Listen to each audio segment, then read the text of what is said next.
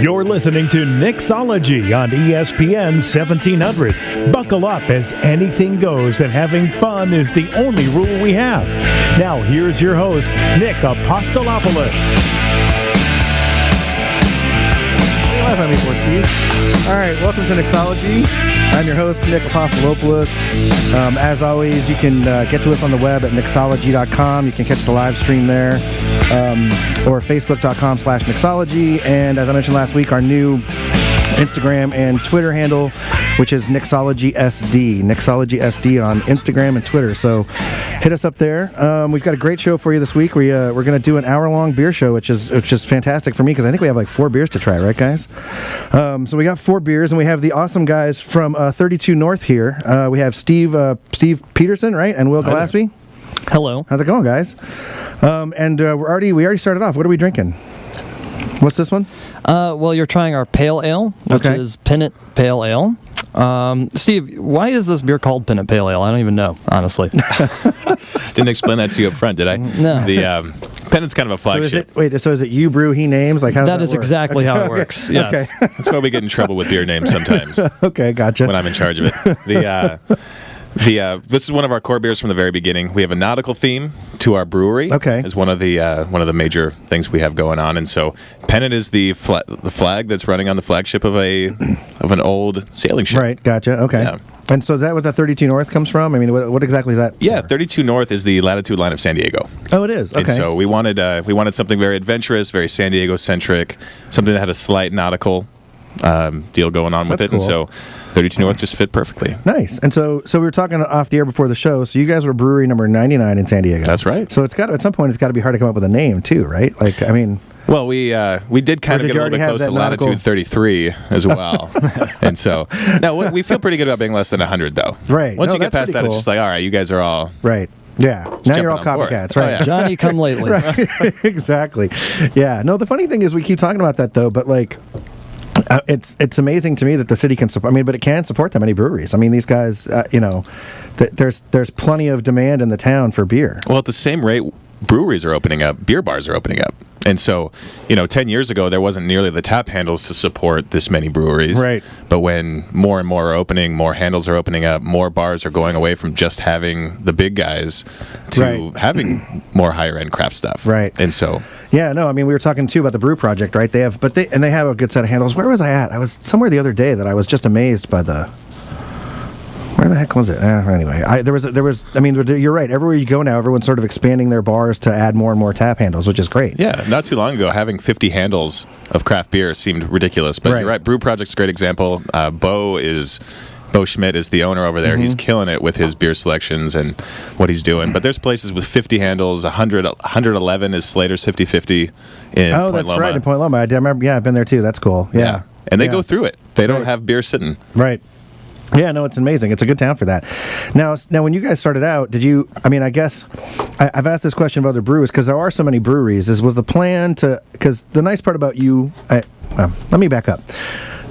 Part of and from Mike, right, from Old Harbor, is that part of the problem with distilleries is they open up and then they have no way to deal directly with the general public, right? Whereas as a brewery, you can start up, and even if you don't have distribution or anything else, you can just have a restaurant and a brewery and sell beer and make money and go from there. But are you guys planning at some point? Obviously, I'm sure you're kegging and you're around town. Are you planning, do you have plans to try and to do bottling and that kind of thing and go into packaged stuff? How does that work? Yeah, and luckily for Mike, he's actually on the first going to be able to start selling out of his own tap room, which is great. Yeah. So here's the thing about that, because we're in the same boat, obviously, right? But but I think the guys in the distilleries are a little too optimistic because you've dealt with the ABC. Good point. So there's this thing called the law, and then there's all the rules the ABC writes around the law, and I just don't think they're going to be ready by the first. So I mean, I'm hoping they are, because that'd be really nice. It would. But yeah, I guess I'm just pessimistic by nature because all the distillery guys. You could never be surprised what the government's going to tell you. Yeah, and how long they're going to take to do stuff. Yeah, because it's like, the law says we can do this. Well, yeah, but because for example, right off the bat, sorry to segue. Right off the bat, they have to get a new distiller's license. They can't use the one they have because the way the law works is you have to make less than so many gallons of stuff a year. So California's adding a craft distiller license. So they have to give up their current California distiller's license to get a craft distiller's license. right there. I'm like, that's 3 months. Loopholes, yeah. Yeah, I'm like, that's 3 months of ABC stuff and getting, So anyway, I hope we're right. You're right, but because it'll be great for all of us. Sure. But anyway, back to your So back to the it's my fault. That's gonna be one of 100. Little sideways we go. That's the way the show works. Yes. So the laws are actually changing on January 1st for brewers also with our labeling. So we're going to be opening up with bottles. Explain this to me. So this I don't know about. What changes in the labeling laws? So right now it's a approval process to get new beer names and bottle labels taken care of. Okay. And so we basically submit it to a extremely overtaxed alcoholic beverage control. So you're not talking TTB? No. This is California? That's right. Oh, because we have to submit our stuff to the TTB, the feds, to get the approvals. If we cross state lines, we have to. But you don't have to until then. No. But you still have to do something in California. Mm-hmm. Okay. I'm still figuring this out. See, I can't swear on the air, so that's so annoying to me. Like, how are you supposed to run a business? Anyway, go ahead. So you figured it out. So California's changing that, so you want to do that anymore? And so you basically now are just submitting what your labels are, assuming that you followed all the rules, like registering them or whatever. Yeah, and so we're gonna be bottling several of our core beers, as well as doing specialty releases of our sour beers, barrel aged. Russian Imperial Stouts, things like that. Nice. Very cool. Yeah, and you guys have sort of not a different philosophy towards beer, but you guys are trying to, I was reading your slogan, Beer for Uncharted Territory. Right. You guys are trying to kind of not stand out from the crowd, but obviously do something different than just like we were talking about off the air, just a slew of IPAs and things like that. Yeah, right? and so Will's actually the perfect guy for doing what we're trying to do, not being a San Diego native. Yeah, from Louisiana originally, right? That's correct, yes. Cool. And how long have you been out here? I came out here, what was it, in May? That's right. I think that's right. I've been here since May. Wow. Yes. That's pretty cool. And how did you guys connect then? Did you know each other before that? No. All thanks to the magic of the internet. Really? Yeah. That's crazy. Match.com. Yeah. Is there Match.com for beer? I thought he was kind of cute. So. That's excellent. Yeah. Cool. So what made you come out to California? Well, full disclosure, I did kind of sneak a peek. I lived out here very briefly about 8 years prior. I had a friend in the Navy named Ryan who went out to sea and mailed me the keys to his place. And and so I thought, that's pretty awesome. Yeah, I can go hang out in San Diego for a while. Cool. And so I did. And obviously, there weren't nearly as many breweries back then as there are now, but there were still a ton, and way more than there are in most places. I don't mean to alarm you, Steve, but I'm out of beer. So. Oh no! Definitely alarming. So obviously a lot more breweries. Yeah, and obviously I availed myself of all the access to such wonderful products, and I really enjoyed my time here.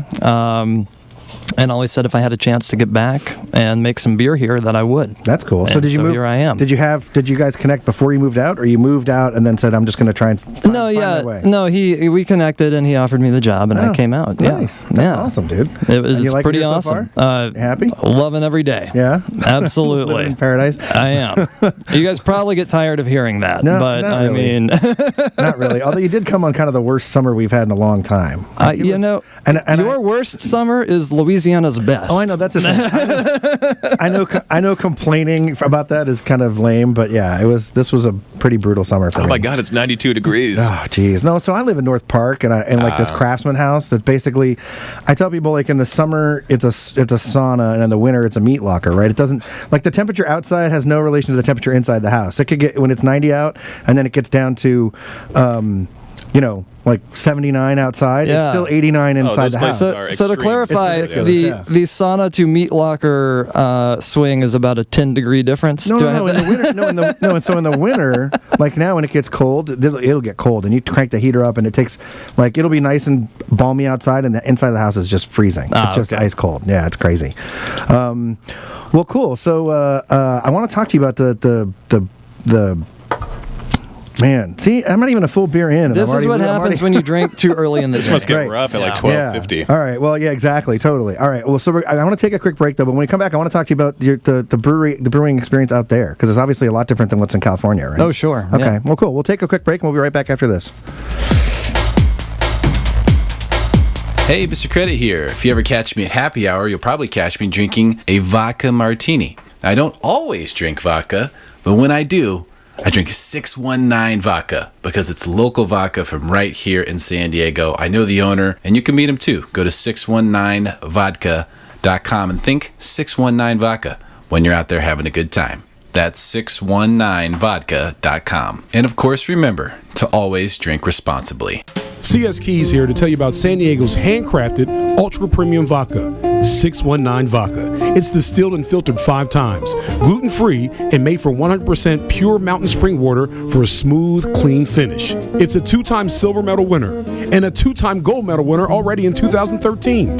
America's Finest City has America's Finest Vodka that everybody can experience. Just go to the website, 619vodka.com. If you know like I know, you better tell somebody. With 1 Week Fantasy Football at DraftKings.com, you can turn your love of football into a life-changing payday. Play to win your share of $1 million every week. Just pick your contest, pick your team, and pick up your winnings. That's it. Use code GRIT at DraftKings.com now and play free with your first deposit in Sunday's $1 million fantasy contest. First place takes home $100,000. This isn't fantasy as usual. This is DraftKings. Welcome to the big time. Enter GRIT for free entry now only at DraftKings.com. That's DraftKings.com. Nissan Heisman House is back. Nissan Heisman House is back. Nissan Heisman. What are you doing, Danny? Brian, I'm warming up my pipes before the show. Your warm-up is to say Nissan Heisman House is back over and over? Is that weird?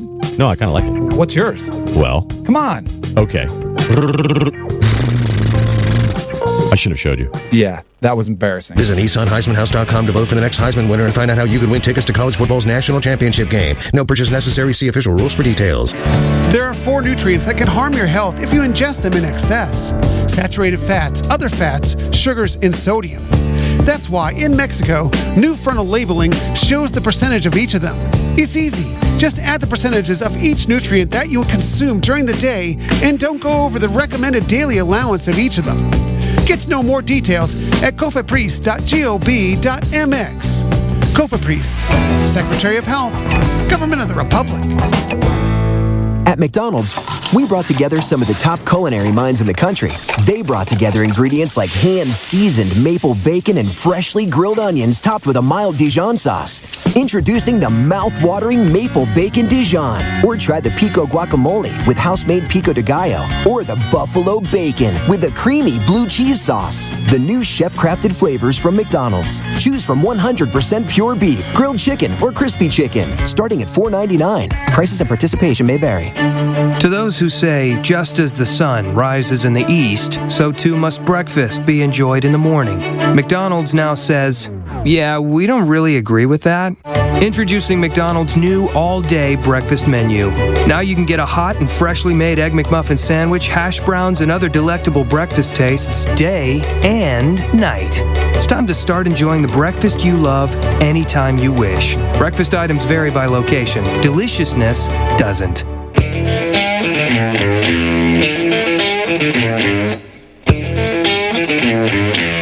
And now, back to Nicksology on ESPN 1700. Brought to you by 619 Vodka, who reminds you to always drink responsibly. Find out more at 619vodka.com. Is that the right one? All right, welcome back. Yeah, which is which?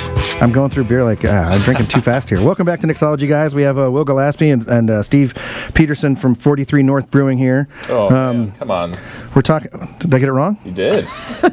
32 North. Oh, and you've man. only had one beer. That's it. Santa Barbara or something at 43 North. Hey, wait a minute. I want some. Oh, I need a map. That's crazy. Sorry. My apologies. Sorry.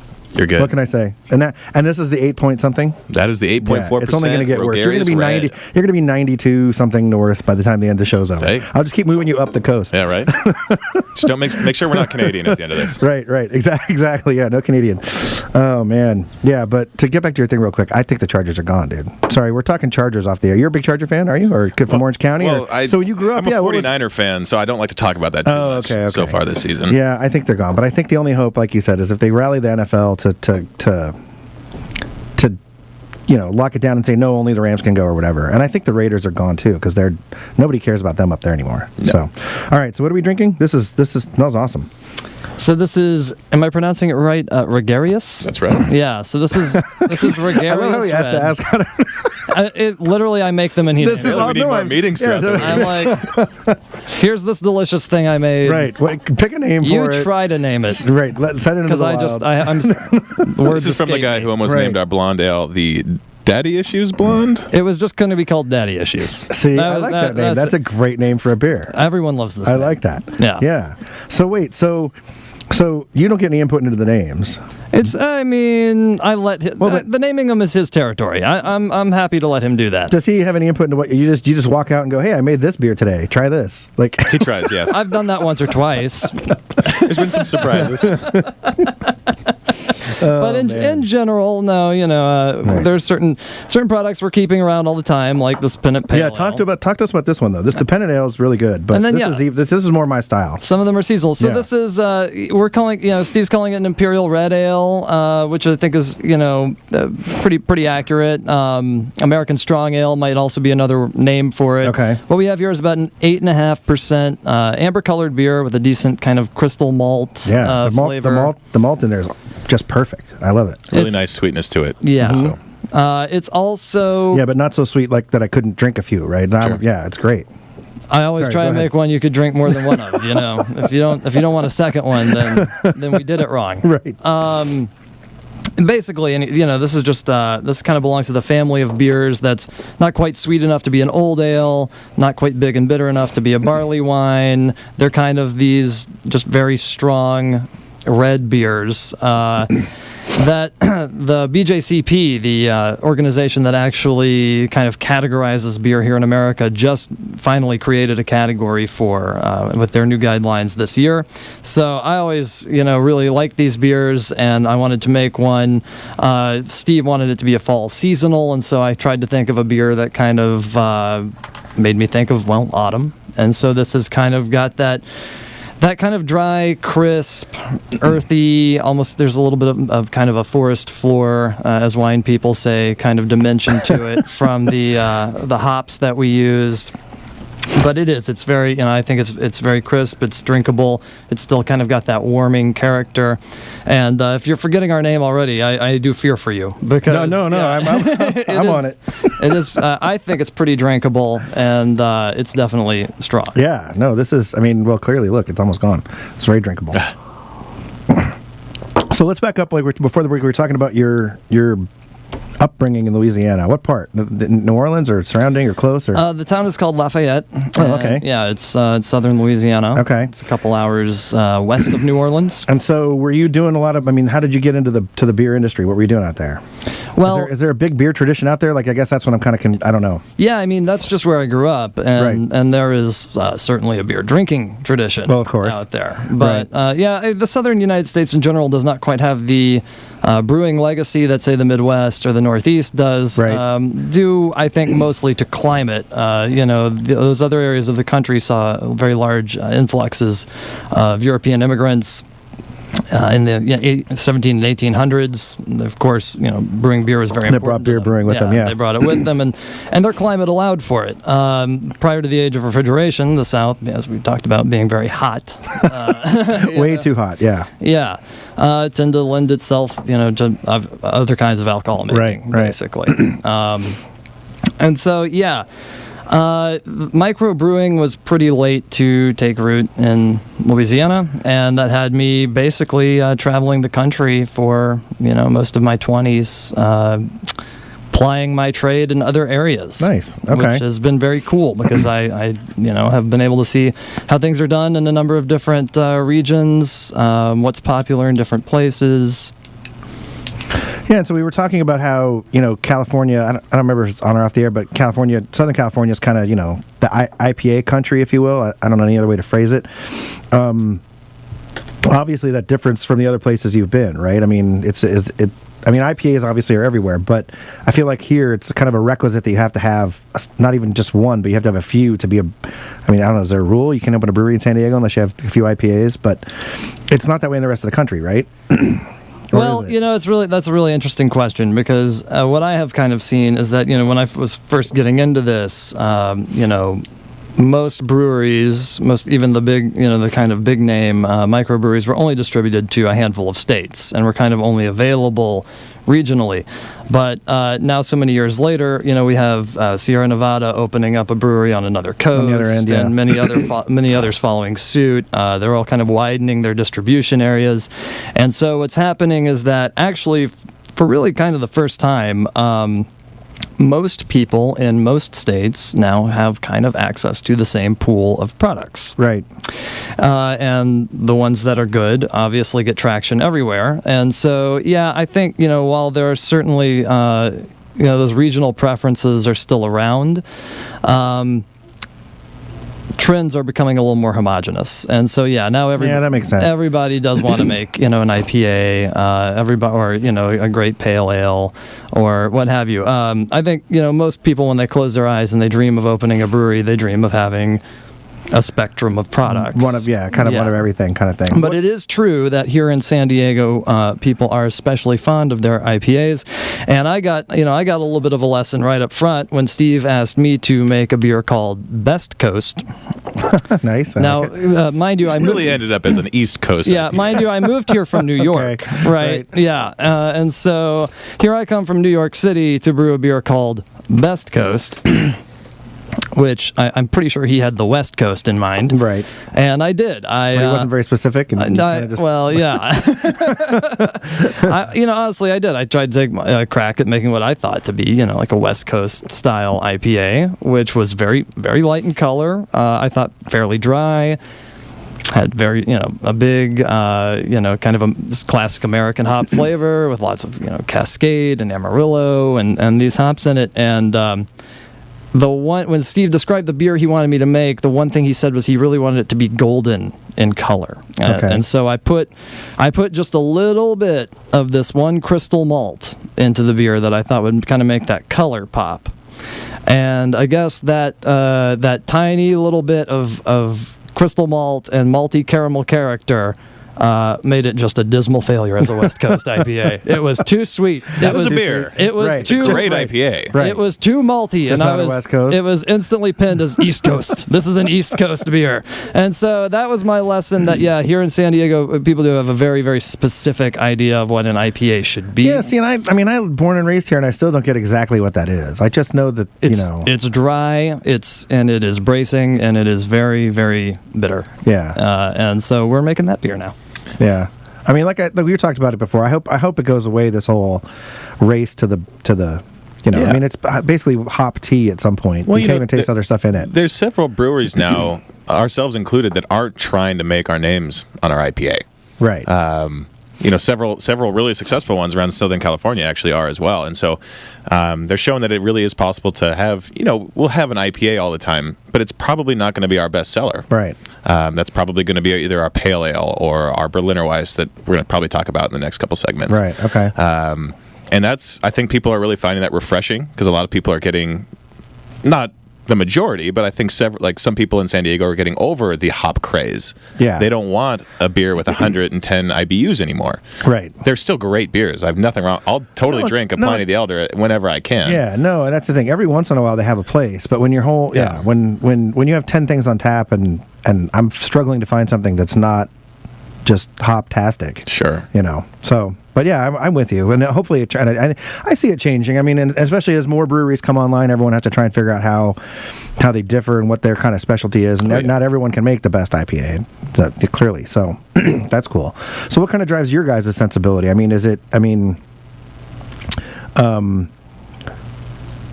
like, for example, like Kilowatt's trying to do, they do a lot of different... almost sort of different ingredients, not sort of non-traditional beer ingredients. Are you guys trying to do that? I mean, like this beer is phenomenal, by the way. I really love this. Are you guys trying to lean more toward, I don't know, ales or yeah? So I mean, obviously, again, the thing with breweries, right, is you have to kind of make a little bit of everything, right? Because if you just make Scotch ales, you're like you're alienating a giant chunk of the population, right? We have a pretty broad spectrum of beers that we brew, but almost every beer that we have is slightly different from what the rest of San Diego or Southern California is making. Our Pale Ale, for example, which you just had, it's not trying to be an IPA. It's not trying to even be a session IPA. Right. It's like sitting in that very well-balanced, huge nose on it, but no one would ever say that this is a bitter pale. Right. And that's rare in San Diego. Right. Our probably flagship beer is our Berliner Weiss, the Landfall Berliner Weiss. We were the first ones consistently making a kettle sour beer in San Diego. Right. The red, it's not dry hopped. You very rarely find a non-dry hopped red, and I did everything I could to convince Will to do it, and he batted me away. Oh, really? And he was dead right. No, that red is phenomenal. I mean, I really like that, and I didn't think about that, but it, dry hopping it might not have been the way to go. Yeah, right? and so there's all these different styles, and you look at a brewery, what they're doing, and if you walk into 32 North, you see anywhere from. Is that anything like 23 North? Sorry. Hey, those guys are doing good work. They are. I don't know. Yeah. Yeah. Sorry, and TJ. But you see 12 beers on tap, and and if you broke down each one of them, they're not the typical style that's happening in San Diego. Not that there's anything wrong with the typical style. I drink a lot of really dry, really bitter IPAs, and I love it. But we want to provide restaurants and bars and consumers with something that they can't quite get everywhere else. Something else they can. Yeah, because our end goal with selling to wholesale accounts like bars in North Park is to how to make them the most money, and providing them with something that's different from the rest of the offering is kind of our because they've already got 20 IPAs they can throw out there. So very cool. All right, well, we're up against another break. You mentioned something though about the BJPC. BJCP, Beer Judge Certification Program. I want to talk to you about that because I didn't know there was a group that certified, that defined beers. I mean, I knew there were general definitions, but the overlords. Are they? Okay. I mean, hey, they tell you what's what style. All right. Well, we can talk about it more after. No, we'll take a break, and I want to talk about that because I'm really curious about how that all works. So we'll be right back after this. You're listening to Nicksology on ESPN 1700. Brought to you by 619 Vodka, who reminds you to always drink responsibly. Find out more at 619vodka.com. Hey, Mr. Credit here. If you ever catch me at happy hour, you'll probably catch me drinking a vodka martini. Now, I don't always drink vodka, but when I do, I drink 619 Vodka because it's local vodka from right here in San Diego. I know the owner, and you can meet him too. Go to 619vodka.com and think 619 Vodka when you're out there having a good time. That's 619vodka.com. And of course, remember to always drink responsibly. CS Keys here to tell you about San Diego's handcrafted ultra premium vodka, 619 Vodka. It's distilled and filtered 5 times, gluten-free, and made from 100% pure mountain spring water for a smooth, clean finish. It's a 2-time silver medal winner and a 2-time gold medal winner already in 2013. America's finest city has America's finest vodka that everybody can experience. Just go to the website, 619vodka.com. If you know like I know, you better tell somebody.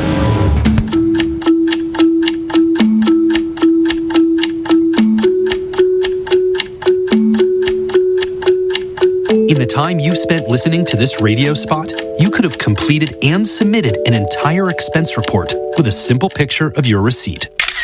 That's all it takes for you to get back to work and for your business to run more efficiently. To learn more and discover all the ways Concur helps manage your company's expenses, just go to tryconcur.com for a free test drive. Hi, we're Switchfoot. I'm 10 News anchor Kimberly Hunt. I'm Deepak Chopra. My name is Tom DeLong. 1 in 7 San Diegans struggle with hunger. There are friends, co-workers, our kids go to school with our kids. The problem is in our own backyard. But so is the solution. Visit feedingamericasd.org to find out ways you can volunteer, advocate, and donate. 95 cents of every dollar go directly to critical hunger relief programs. We're feeding San Diego, and together we're feeding America.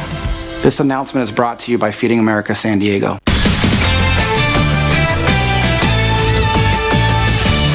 This is John Feinstein with a CBS Sports Minute. Frank Beamer didn't win every game he coached at Virginia Tech in the last 29 years, but there's no doubting that he was and is a winner on and off the field. On Saturday, Beamer won his 235th game as coach of the Hokies, and on Sunday, he decided it was time to announce his retirement. His timing, as usual, is exactly right. Beamer turned 69 last month and has had some health issues the last couple of years. His once dominant program has become an ACC also-ran, although Tech still has a chance to reach a 23rd straight bowl game if it can win 2 of its last 3 games. A bowl would be a nice way for Beamer to go out, but regardless, he isn't going to be dragged from the stage kicking and screaming. He will leave with grace and with dignity. That should surprise no one. I'm John Feinstein.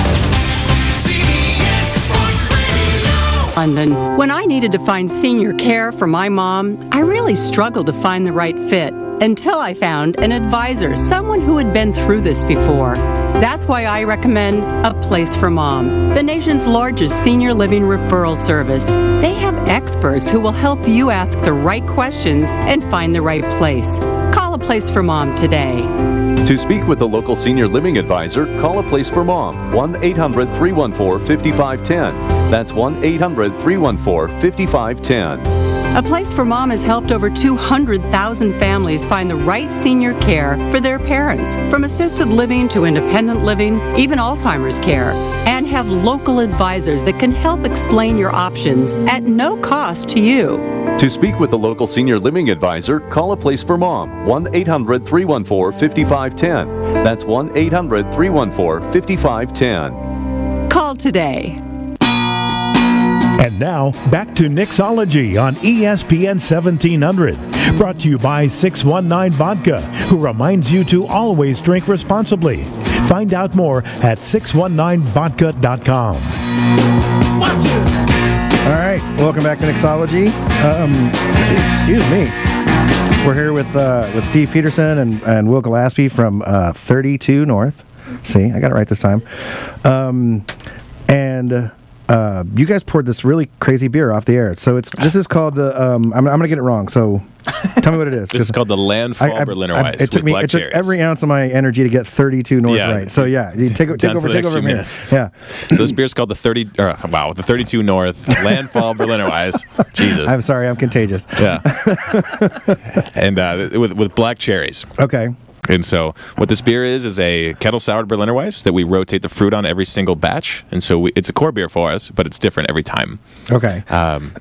So it's would you say it's infused with fruit? Like, is the fruit steep in it? How does that work? So it's a puree mainly. Okay. And so there's no actual whole fruit in there because asking Will to clean up whole fruit he'd just revolt.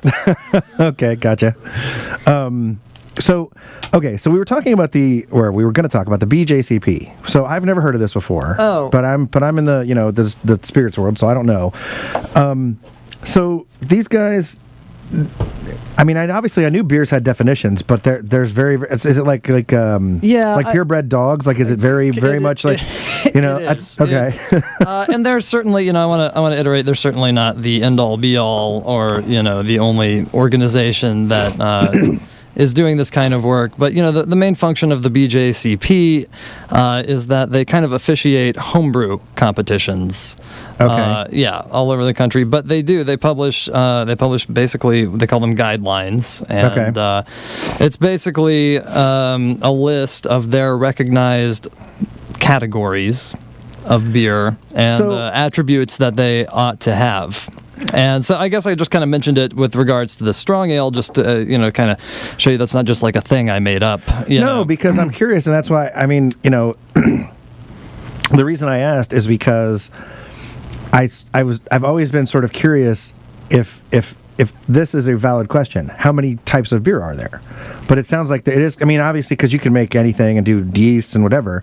But there are some defined, some finite defined types of beer, right?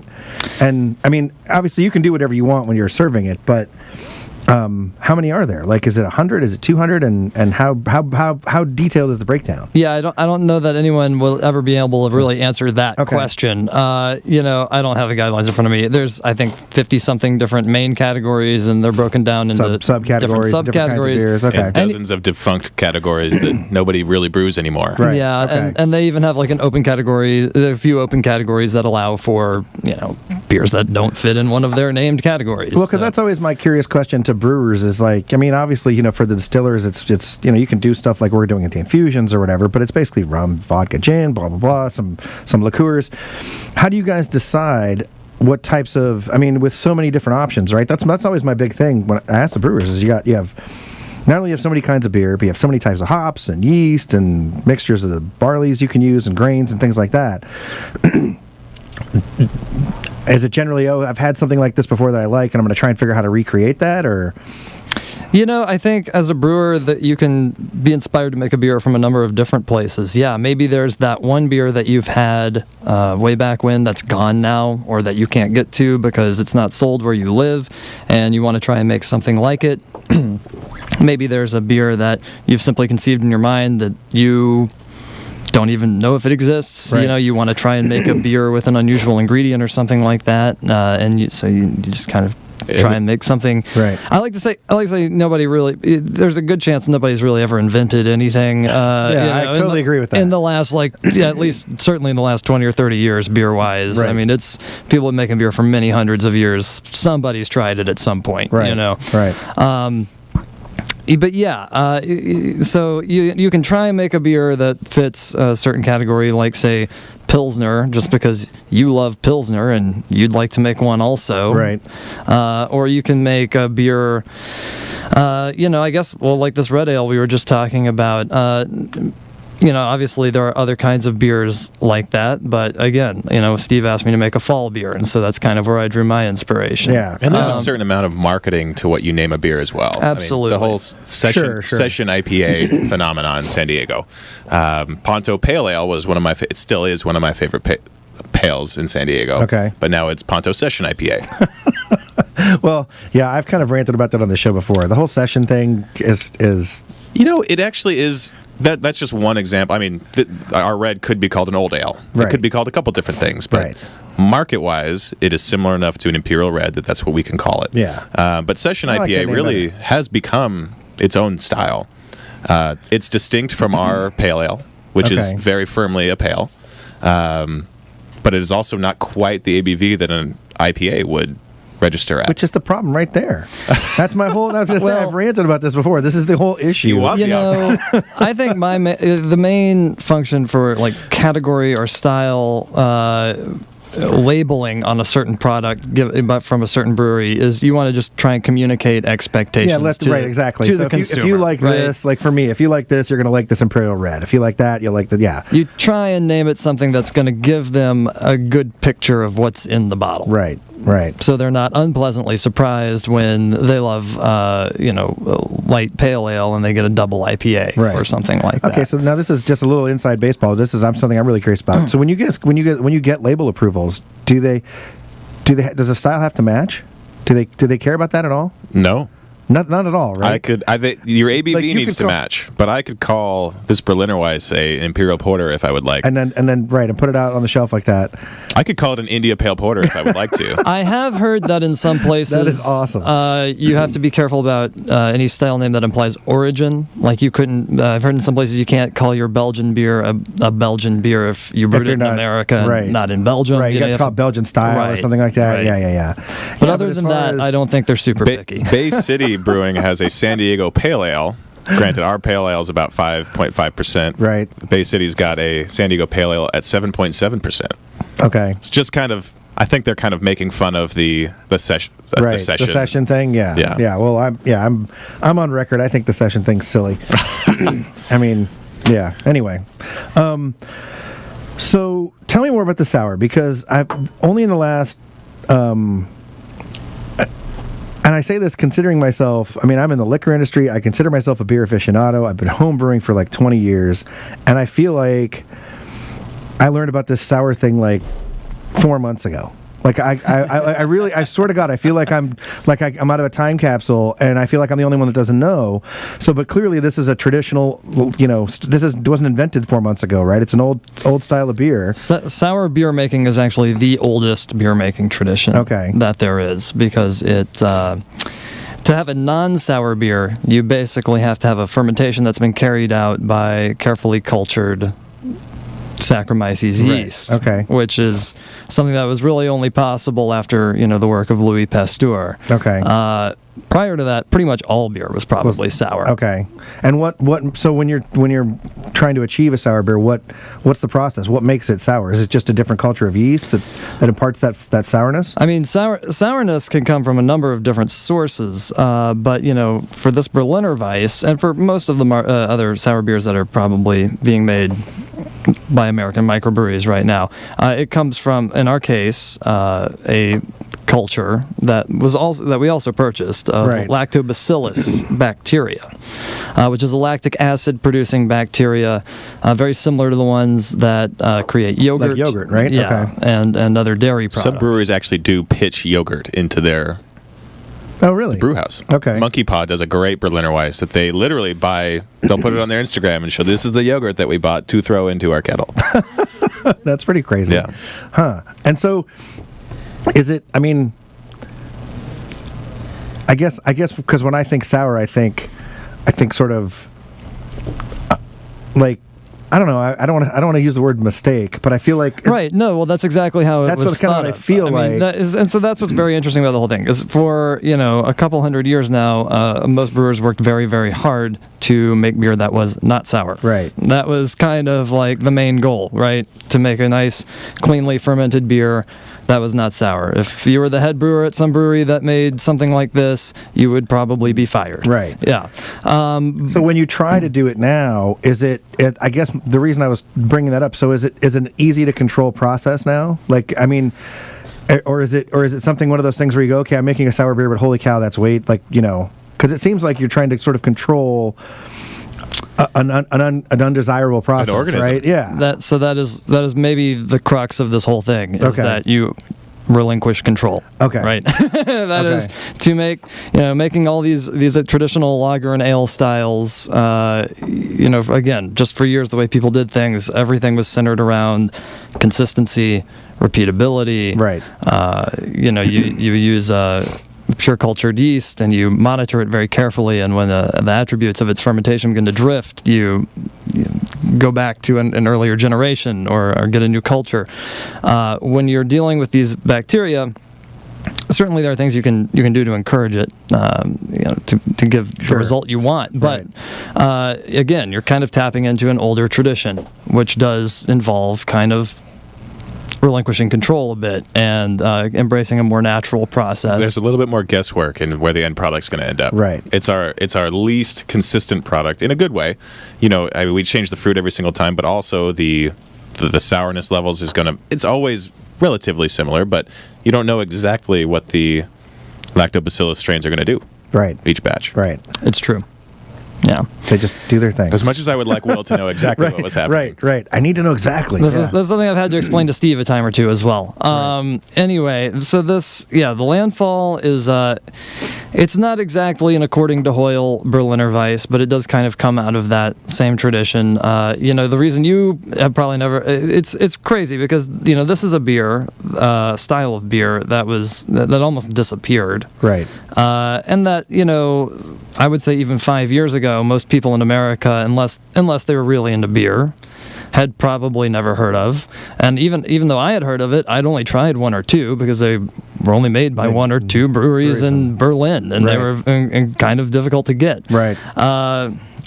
Now it's like everybody makes one. It's crazy. Everybody wants this all of a sudden. Well, and Berliner Weiss is just one type of sour, right? Then that's correct. Yes. And you could you basically take any kind of style of beer and make a sour of it, or I mean, sure. Well, sure you could. I've had a sour stout before. Really? Yeah, I've seen people try sour pales or sour IPAs. Okay. Sour is more of an attribute of beer, not necessarily a style. Right.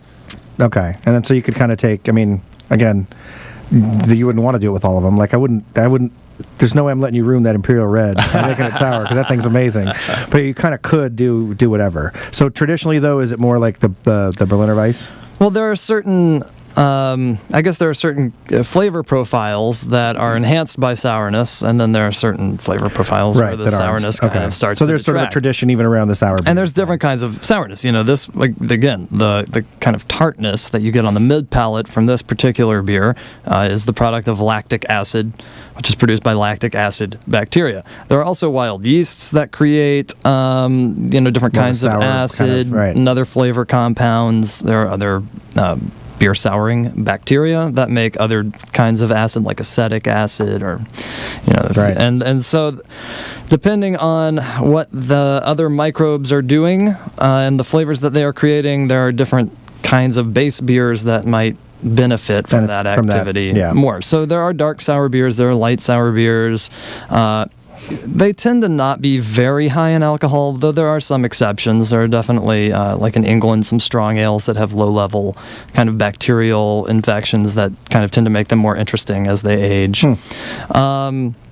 So yeah, this is something that, we're going to probably take in a lot of other directions in the future as our production capabilities allow us to do so. Yeah. No, it's definitely an emerging trend in San Diego, all these sour beers. So I guess we'll see where that goes. We're up against another break, guys. We'll take one more break, and then we come back. We're going to try one last beer, right? That's right. I can't wait. All right, we'll be right back after this.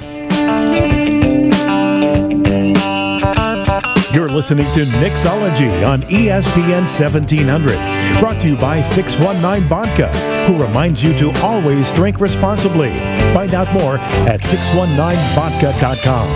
Hey, Mr. Credit here. If you ever catch me at happy hour, you'll probably catch me drinking a vodka martini. Now, I don't always drink vodka, but when I do, I drink 619 Vodka because it's local vodka from right here in San Diego. I know the owner, and you can meet him too. Go to 619vodka.com and think 619 Vodka when you're out there having a good time. That's 619vodka.com. And of course, remember to always drink responsibly.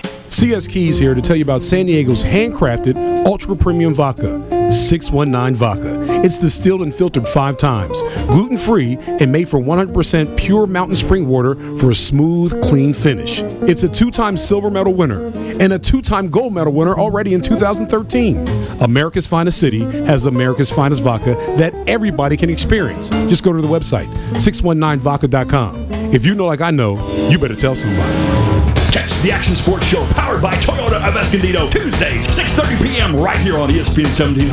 Featuring Jim Holtus, the host, the bad boy, Ricky Johnson, the agent, Dan McGranahan, and the beauty, Amanda Woods. Get fired up by amazing guests from the world of action sports, such as Supercross star Cooper Webb, UFC title contender Dominic Cruz, FMX superstar Robbie Madison, surfer Tori Meister, musician Graham Nancaro, and more. The Action Sports Show brings you the biggest names in the action sports world. Tune in every Tuesday, 6:30 p.m. right here on ESPN 1700. Okay, Owen, before you meet my parents, you should know I told them you got a job as a hotshot developer. I did. I got a job at GE. Great, but I told them you'd be working on a trendy app. Well, I'll be writing a new language to help big machines communicate. Oh, so it's kind of like a trendy app for machines. I guess. Cool, so let's tell them that, and maybe just leave the for machines part out, and maybe talk up the trendy app part. I mean, it's not really an app. Tonight it's an app.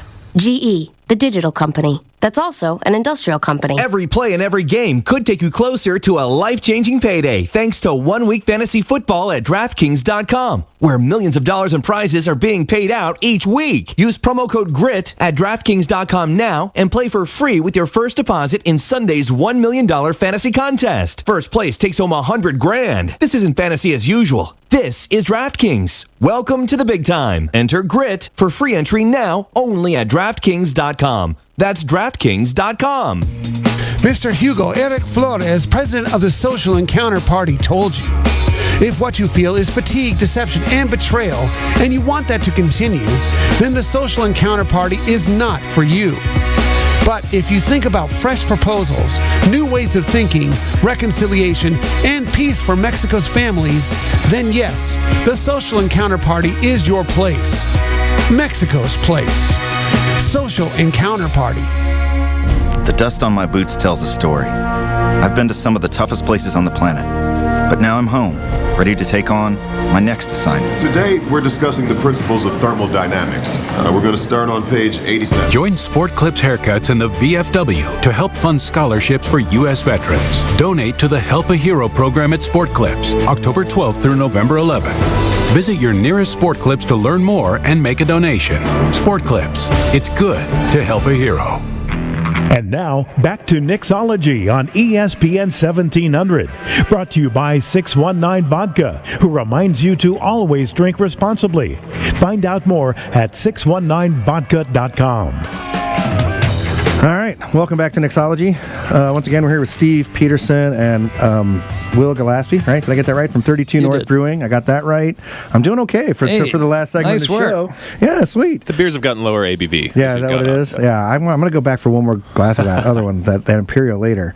But cool, yeah, welcome back, guys. And we're drinking this Tart Saison, right? We're drinking the St. Michael Tart Saison. Oh, yeah, shout out to Michael Skubik from Old Harbor. Named after the man who saved this beer for us. Nice. Hold on a minute. The Saint Will. Right. Apparently, Will has something to say about that. So speaking of saving the beer, so this started out, or was supposed to start out as the Berliner Weiss, right? That's right. And then it just wasn't working out? Yeah. Well, as I alluded to in the last segment, it is a natural process. You do relinquish a certain amount of control. Right. And also, when I got to 32 North, nobody left behind an instruction manual. We'll just put it that way, right? And one of the first things I had to do was make our most popular beer, which is a Berliner Weiss, which, as we mentioned, is kind of an archaic and unconventional product that I didn't have a ton of experience with. So this is actually, I think this is the second batch of beer I ever brewed at 32 North. Okay. And it was intended to be a batch of Berliner Weiss, which, I got to say, it's not like, anything went horribly wrong with it. It just didn't come out very sour. Right. The bacteria did not exactly do what it was intended to, but it was a decent beer anyway. So we did not release it as Landfall Berliner Weiss, but I did want to hold on to it, and we did. And I actually wound up blending it with another batch of beer a little bit down the line to turn it into more of a kind of Saison style beer. Nice. Which is, I really like this beer. I know you were saying you didn't think I would, but I like this a lot better than the other one. I mean, I like the other one too. Don't get me wrong, but I just didn't picture you as a sour fan before this. Well, I think this is a little less. To me, it seems less tart, less sour. And I guess I'm also a huge gin fanatic, so I like the juniper. I like the juniper. Yeah. So this has a great profile for me. So I like this. I guess to explain how this beer actually came out of and got kegged. Right. We've been sitting on it for a couple months, figuring out what exactly we wanted to do with it, because it had really turned into a nice light Saison, like tart Saison flavor that we knew we wanted to keg. We didn't know what exactly to call it, what to do with it. Right. And we ended up having a meeting with Michael Skubik, who I've known for a long time over at Old Harbor. Right. And we wanted to do a collaboration cocktail with it. And so something that kind of mimicked his Old Harbor San Miguel gin. Right. And so he suggested after a few rounds going around, and he a lot of taste testing. Yeah, giving Will every single thing that goes into gin, if we could play with it. Right. He did. Right. And we said, you know what? Let's crush juniper berries and do an intinction into the beer and turn it into a collaboration beer and cocktail that I'll be serving all beer week at Soda and Swine in Liberty Station. Nice. That's awesome, man. So Mike's going to be down there too? He's going to be there. It's going to be next Friday night on the 13th. Okay. We're doing a kind of a Dutch headbutt with a shot and a beer, as well as the collaboration cocktail, which is called the Station Scuttlebutt. Okay. Named after Liberty Station, as well as some other kind of meeting ideas that Michael came up with. I lost track through the email chain. I love Michael, dude. Yeah. Man. So this beer has turned out really nice. Our assistant brewer has not raved about a beer as much as this one. Yeah, this is great. I mean, I really like this beer. So now my question to you is, since it was kind of came out of I don't want to say a screw up, but since it kind of came out as not working out as another type of beer, how easy is it going to be to replicate this? That is a fantastic question. That's my stumper for the end of the show. Yeah, the truth is it will actually probably be pretty tricky. Okay. We could make something very close to it, but I think what is really this took a long road. You said normally it takes you like a couple weeks. It takes about 2.5 weeks. This was a 3-month process. Yeah. I think what's really cool about handcrafted products in general, including craft beer, is that sometimes you just get a unique thing. Yeah. Sometimes you get something that, is very much of the time and place when it was made, that is a once-in-a-lifetime experience, and this beer just might be one of those. Yeah. No, I mean, I really like this, dude. Great. It's very good beer. Yeah. All right, so Friday night, we're almost at the end here. So sure. Friday night, you guys are down at Friday night, November 13th. The 13th, so next week, right? End week of after. beer week. Okay. We're going to be there from 6 p.m. until honestly, whenever we stop drinking gin. Or until they kick you out. Yeah, that's a good chance of that also. Right. Okay. But yeah, so we'll be there all beer week. We've got a bunch of events posted on our website and everything, so we've got some good stuff coming. Cool. Any other stuff coming up for that week? What are you guys doing? Just a bunch of new beers. We've got an event at Underbelly North Park and at Little Italy. We've got a sour brunch and Kettle Weiss, which some people will have to look up what exactly that is. On Saturday. I'm going to have to look it up too. A Kettle Weiss is a traditional German style that is basically a Berliner Weiss that's mixed with all kinds of other ingredients. Was originally for children, actually, in Germany. Knowing the Germans. For children? Yeah. And so, that's going to be Saturday the 14th. Wait a minute. No children will be invited to this You got the little bastards to go to bed somehow. Are we allowed to say that on air? Bastards? I don't know. Is that bad? Or talking about children drinking? Jeff's going like this. I guess we're okay. Oh, man. No, so I used to say a long time. Well, never mind. I was going to say, yeah. Tell us. But no, you got to get the children to go to bed somehow, right? So finger of whiskey. Crazy. Yeah. Okay. So they can come out and drink a children's beer. Yeah. Can we promote it like that? I don't think so. I'll be there reading stories. My older brothers were the ones that got me drinking early. So just around a little fire. Yeah. You can drink the kids. What's it called again? It's called a Kettle Weiss. Kettle Weiss? It is our Berliner Weiss, but non-fruited. They get to. They don't get the fruit? Well, they do the intentions there. Oh. That's what's fun about it. There's a lavender one. They've got an orange one all over the place. That is actually the kids do? That's actually the tradition with Berliner Weiss. Anyways, you make a straight sour beer, and then they add syrups to it at the bar. Right. All right. Man, I didn't know there were kids' beers. You learn something every week. Oh, man. All right. Well, we're out of time, guys. Steve Peterson, Will Gallaspy, thanks for coming out. Hey, 32 North is the brewery, 32northbrew.com, right? And we'll post all that stuff up on our Facebook and YouTube pages at the end of the show. And that's it, guys. Thanks for coming in, man. Thanks for having us. Awesome. Yeah. All right. Thank you. We'll be back next week on Nicksology.